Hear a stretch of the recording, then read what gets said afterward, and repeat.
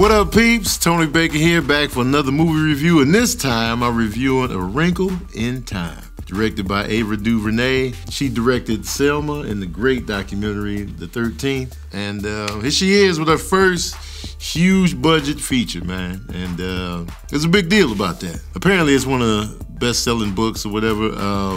Me personally, I was confused from the jump on what the movie was about.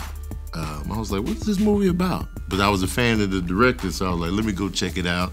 Oprah's in there, so you know you gotta see what Oprah's talking about. All right, so the movie is about a scientist played by Chris Pine who discovers a new planet, and he discovers a way to travel to get to this new planet. And that's essentially what it's about. It's a little more trickier than that, but even watching the movie, I was like, so wait, what? Who? When? And it's funny that I say who, what, when, because there are three astral characters played by Reese Witherspoon, Mindy Kaling, and Oprah, who are like, they're astral travelers, like Miss Who's It, What's It, I don't know what was going on. I sat there and watched the movie and was like, wait, what's happening here? And the main character are the daughter and the son of Chris Pine, the adopted son, and you know the real daughter of the characters. And I was confused the whole time. And apparently Chris Pine goes missing. He goes on the journey through his time travel thing, goes missing for about 4 years. So, you know, the kids are dealing with that. And the younger brother, he was real little by the time he went missing.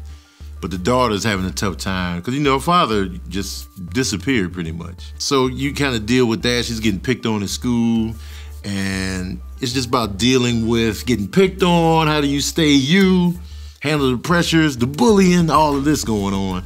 I guess that's the underlying message. Be proud of who you are. But at the same time, I was like, what the hell is going on here the whole time? The movie looks great. It's colorful. The special effects were good. But the story, I was just like, I don't understand it. The main girl, the young girl, was played by Storm Reed. I've never seen her before, but she did a good job, man. She was convincing.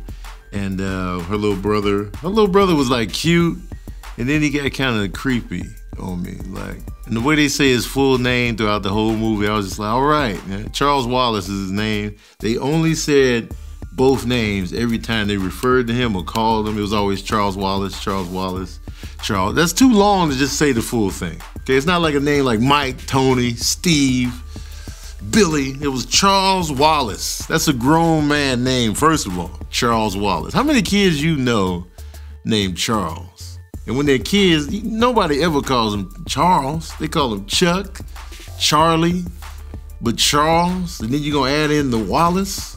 He needed a briefcase and a suit the whole time, and a monocle.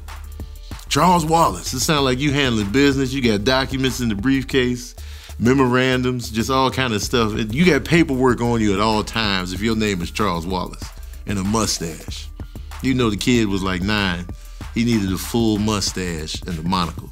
And he should have been losing his hair like in the middle, but still holding on to the sides when your name was Charles Wallace, and a gold watch. Anyway, Oprah's a rare movie pop-up. You know, when you worth $3 billion, you don't have to take every movie role offered to you. You don't even have to act. So you know Oprah does it for the love. Because I'm sure her salary in these movies is just pennies, peanuts, to a billionaire like Oprah. But she was in Selma, also the same director, Ava DuVernay. And Oprah did a great job in The Color Purple. And I remember Oprah was in a movie called Beloved, which was based on a best-selling novel, which was a weird movie. That movie was weird, and it was way more gritty than Wrinkle in Time.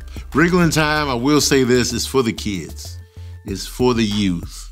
Okay, it feels very like this is obviously for the kids, mainly like young girls probably, but like, you know, it's definitely for the youth. I was sitting there grown like, I heard there was a little bit of, you know, big deal about making the characters, in the book the characters are white. Now it was more of a multiracial type thing. And they did that to make it reflect like today's society a little bit better. Because, you know, America's a melting pot for real. And we mixing and matching. Pretty soon you won't know who's who. What are some of the takeaways from this movie? Stop saying the full name when you don't have to. Charles Wallace. That really, it was distracting. Like at first it was cute, but then it was like, all right, stop saying his full name. I'm sick of it, man. I couldn't get it out of my head like Charles Wallace. Charles Wallace. Even I was at home like eating dinner. I was like, yeah. I went to Chipotle after the movie. I was like, let me get the brown rice and the Charles Wallace. I mean the black beans, Charles Wallace. Was that cash or card? Actually, I got my Charles Wallace in my. I got my credit card in my. Excuse me. I gotta go to the restroom. Another takeaway is when they give you $100 million movie, man. Hopefully it looks good. And this movie looked good. Like I saw the money. I saw the money. Did the movie stick with me? No. But it looked good visually, a lot of special effects. I don't know. I did fall asleep for a little bit, I'll be honest. I dozed off. But I saw enough. I didn't doze off because the movie was boring. I was just tired, man. But I'm trying to crank these movie reviews out to you guys. So, without further ado, what's the smooth jazz review on A Wrinkle in Time? Well, here it is.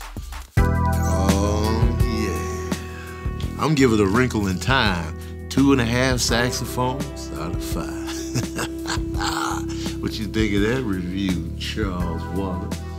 All right, peeps, that's my review of A Wrinkle in Time, man. If you want some whisk me away fantasy type joints, shoot.